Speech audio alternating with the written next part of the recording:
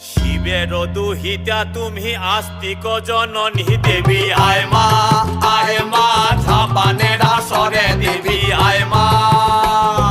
শিবের দুহিতা তুমি আস্তিক জননী চরত কাঠ মুনির পত্নী বাসকি ভগিনী দেবী আয় মা ঝাপানের আসরে দেবী আয় মা ঝাপানের আসরে তুলায় পড়ে কাতর হয়ে ডাকেছি তোমারে দেবী আয় মা। আরে সমাকুলি বসিয়া আছেন হিন্দু মুসলমান,